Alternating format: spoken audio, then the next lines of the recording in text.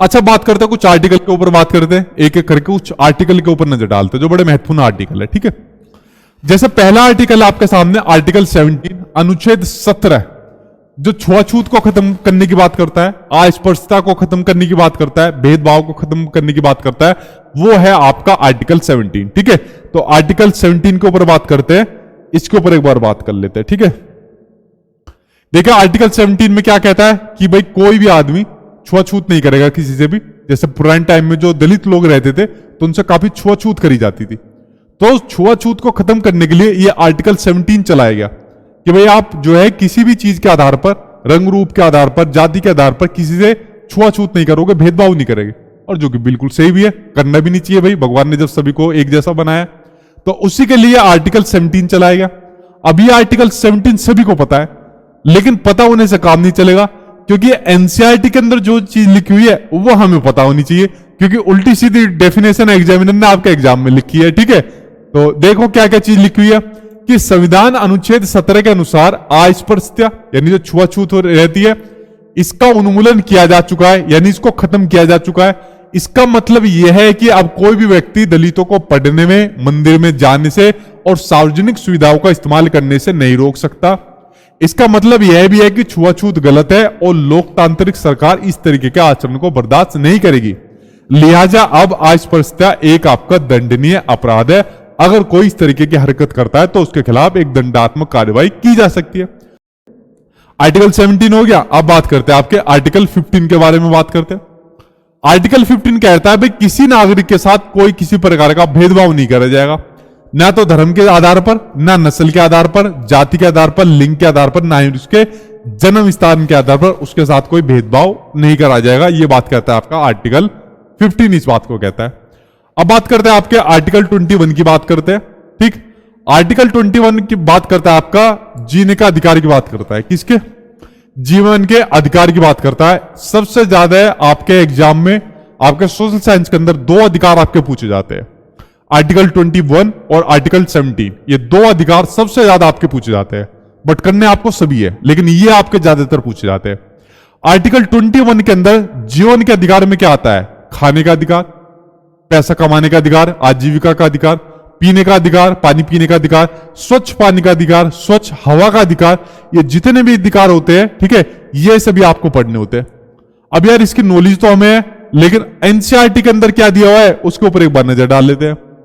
अनुच्छेद 21 की व्याख्या करने बाद यह कहा था कि जीवन के अधिकार में भोजन का अधिकार भी शामिल होता है।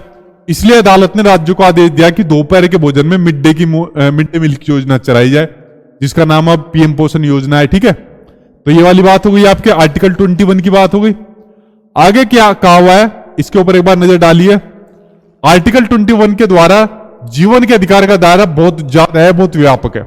जीवन का मतलब है केवल आपका बायोलॉजिकल आपका एग्जिस्टेंस से नहीं होता। इसका मतलब यह नहीं है कि केवल कानून के द्वारा तय की गई प्रक्रिया जैसे मृत्युदंड देने और उसे लागू करने के अलावा और किसी तरीके से किसी की जान लेने से नहीं किया जा सकता। जीवन के अधिकार का एक आयाम यह है कि इस अधिकार का इतना ही महत्वपूर्ण पहलू है कि आजीविका का अधिकार भी है। ठीक है, कि क्योंकि कोई भी व्यक्ति जीने के साधनों यानी आजीविका के बिना जीवित नहीं रह सकता। मतलब इसमें आपका खाने का अधिकार हो गया, इसमें आपका आजीविका का अधिकार हो गया, शुद्ध पानी का अधिकार हो गया, शुद्ध हवा का अधिकार हो गया। ये वाले अधिकारी की बात करता है आपका आर्टिकल 21 बात करता है। ठीक है, आगे बात करते हैं भाई आपके और क्या क्या बातें दी हुई है। इसमें पीने के अधिकार की बात होगी जो मैंने आपको बताई। इसमें स्वच्छ हवा की बात होगी जिसके अंदर ये आपका एक केस भी डाला था। इस केस की बात आपके एनसीईआरटी के अंदर दी हुई है। एक बार मोटी मोटी नजर डाल लो, कहीं एग्जाम में दिख ना जाए। कि गाड़ियों से जो धुआं निकलता है वो पर्यावरण प्रदूषण का एक बहुत बड़ा स्रोत है।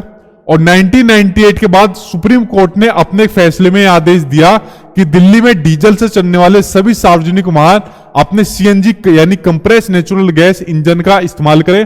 और इन प्रयासों से दिल्ली जैसे शहरों के वायु प्रदूषण में काफी गिरावट आई। लेकिन centre for science and environment जो नई दिल्ली की एक ताजा रिपोर्ट में कहा गया कि हवा में जो विषैले पदार्थ है उनका स्तर काफी ऊंचा है और ये विषैले पदार्थ पेट्रोल की बजाय डीजल से चलने वाली बसों के कारण होते हैं। इसलिए लोगों को शुद्ध हवा का भी एक अधिकार दिया जाए, इसकी भी बात आपका ये वाला आर्टिकल करता है। ठीक है, अगला है आपका आर्टिकल 22। देखिए आर्टिकल 22 क्या बात करता है, इसके ऊपर नजर डालते हैं।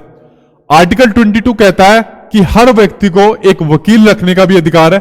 ठीक है, आप देखिए इसके बाद क्या कहता है कि हर व्यक्ति को अपना वकील के जरिए अपना एक बचाव रखने का अधिकार है। यह नहीं कि हर किसी को कि हर कोई अपना वकील लग जाए। अगर कोई मुजरिम साबित होता है या अगर कोई किसी के ऊपर केस लगता है, चाहे उसके ऊपर कैसा भी एलिगेशन हो, कैसा भी उसने काम किया हो, ठीक है, आप लोग देखते हो कि अगर किसी ने किसी छोटी बच्ची के साथ भी अगर कोई रेप कर दिया, किसी ने किसी के साथ गर्दन भी काट दी, हाथ भी काट दिया, किसी तरीके का भी गिरे से गिरा भी अगर काम कर दिया, उसको भी एक वकील प्रोवाइड कराया जाता है, सरकारी वकील प्रोवाइड कराया जाता है। ठीक है, पूरी दुनिया उसके खिलाफ रहती है, उस आदमी के खिलाफ, लेकिन उसको भी एक वकील दिया जाता है। ठीक है, अब देखो उस वकील की बेचारे की क्या हालत होगी, लेकिन फिर भी उसका केस लड़ता है क्योंकि उसको भी एक वकील देने का अधिकार देता है। उसका आर्टिकल 22 देता है कि तेरी भी बात रखने का अधिकार दिया जाएगा, तो तुझको भी एक वकील दिया जाएगा। ठीक है, तो इसको कहता है कि उसे अपना बचाव करने का एक मौलिक अधिकार दिया जाता है। ठीक, संविधान के अनुच्छेद 22 और फौजदारी कानून में प्रत्येक गिरफ्तार व्यक्ति को निम्नलिखित मौलिक अधिकार दिए गए। सर स्टेटमेंट क्वेश्चन यही है भैया, आपके स्टेटमेंट क्वेश्चन जिन्होंने खूब परेशान करा बच्चों को पिछली बार। ठीक है, और इन्हीं की वजह से बच्चों का लुढ़का था पिछली बार सोशल साइंस। ठीक, अब देखें क्या क्या बात करता है। अगर कोई आदमी के कौन कौन से अधिकार है इसके ऊपर बात करते हैं। अगर किसी आदमी को गिरफ्तार कर लिया या गिरफ्तार करने पुलिस जाती है, तो उसे जानने का अधिकार है कि गिरफ्तारी किस कारण से की जा रही है। पुलिस वाले ये नहीं है कि जाए उसको उठा लिया। ठीक है, उसको बताना पड़ेगा पुलिस वालों को कि आपकी गिरफ्तारी किस लिए की जा रही है, किस रीजन से की जा रही है। दूसरा, गिरफ्तारी के 24 घंटे के भीतर उसे मजिस्ट्रेट के सामने पेश होने का उसका अधिकार है। ठीक है, यानी उसे लॉकअप के अंदर रख दिया, उसको एक दिन बीत गया, 2 दिन बीत गया, नहीं, 24 घंटे के भीतर उसे मजिस्ट्रेट के सामने पेश होने का अधिकार है। गिरफ्तारी के दौरान या हिरासत में किसी भी तरीके का दुर्व्यवहार या यातना से बचाने का अधिकार भी कहता है। जैसे पुलिस वाले लॉकअप के अंदर ले गए और उसके बाद तोड़ दिए उसके गट्टे या जो पैरों के पंजे पर जो तुड़ाई कर दी, तो इस तरीके का उसके साथ व्यवहार नहीं किया जाएगा।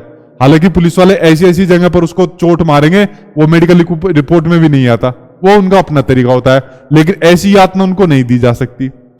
पुलिस हिरासत में दिए गए इकबालिया बयान, अगर पुलिस हिरासत में कोई बयान उस अपराधी ने दे दिया तो उसको वैलिड नहीं माना जाएगा, क्योंकि क्या पता वो जबरदस्ती उससे ले लिया गया हो या किसी दबाव में ले लिया गया हो, तो उस बयान को उसको वैलिड नहीं माना जाएगा, सबूत के तौर पर उसको इस्तेमाल नहीं किया जाएगा। ठीक है, आगे देखते हैं। बाद में पलट जाता है कि मुझसे तो जबरदस्ती ले लिया गया पुलिस वालों ने, बाद में पुलिस वालों की रेड लगाता है जो जज होता है। ठीक है, आगे दिया हुआ है कि 15 साल से कम उम्र के बालक और किसी भी महिला को केवल सवाल पूछने के लिए थाने में नहीं बुलाया जा सकता। अगला है, सुप्रीम कोर्ट ने किसी भी व्यक्ति की गिरफ्तारी, हिरासत और पूछताछ के बारे में पुलिस व अन्य संस्थाओं के लिए कुछ खास शर्त और प्रतिक्रिया की हुई है। इन नियमों को DK बसु दिशा निर्देश कहा जाता है। इनमें से कुछ दिशा निर्देश, कुछ गाइडलाइंस, कुछ आपकी इस प्रकार आपकी लिखी हुई है जो सामने आपकी स्क्रीन पर लिखी हुई है। ठीक है, इसके ऊपर एक बार नजर डालिए। देखिए, गिरफ्तारी या जांच करने वाले पुलिस अधिकारी की पोशाक पर उसकी पहचान, जो उसकी नाम पट्टी लिखी होती है और जो उसका पद लिखा होता है, वो स्पष्ट रूप से लिखा होना चाहिए। दूसरा, गिरफ्तारी के समय अरेस्ट मेमो के रूप में गिरफ्तार संबंधी पूरी जानकारी का कागज तैयार किया जाए। उसमें गिरफ्तारी के समय व तारीख का उल्लेख होना चाहिए। उसके सत्यापन के लिए कम से कम एक गवाह होना चाहिए। वह गिरफ्तार सदस्य के परिवार का व्यक्ति भी हो सकता है और अरेस्ट मेमो पर गिरफ्तार होने वाले व्यक्ति के दस्तखत भी होने चाहिए। ये गाइडलाइंस इसके अंदर दिए हुए। ठीक है, आगे के ऊपर बात करते हैं। यहां पर देखो अगला पॉइंट, गिरफ्तार किए गए या हिरासत में रखे गए जिससे पूछताछ की जा रही है, ऐसे व्यक्ति को अपने किसी संबंधी, अपने दोस्त या किसी शुभचिंतक को जानकारी देने का अधिकार भी रहता है। ये नहीं कि उससे जाकर अगर वो पुलिस में है तो जाकर उसका फोन छीन लिया, नहीं भाई अब तो किसी को जानकारी नहीं देगा, वो चाहे तो अपने वकील से बात कर सकता है। ठीक, जब गिरफ्तार व्यक्ति का दोस्त या संबंधी उस जिले से बाहर रहता है तो गिरफ्तारी के 8 से 12 घंटे के भीतर उसे गिरफ्तारी के समय, स्थान और हिरासत की जगह के बारे में जानकारी दी जानी चाहिए। ये एक गिरफ्तार व्यक्ति के कुछ अधिकार है जिनके बारे में आपकी बात कही गई है आपके एनसीईआरटी के अंदर, जो मैंने आपको बता दिए। ठीक, अब बात करते हैं आपके आर्टिकल 39 की बात करते हैं। आर्टिकल 39 कहता है आपका कि ऐसे नागरिकों को वकील मुहैया कराया जाए। किसके बारे में बात करते हैं? जिनकी जिम्मेदारी राज्य के ऊपर सौंपी गई है, जो गरीब या किसी और वजह से वकील नहीं कर पाते, जो या तो गरीब है या किसी वजह से और नहीं कर पाते, वो आपके आर्टिकल 39 में है। ठीक,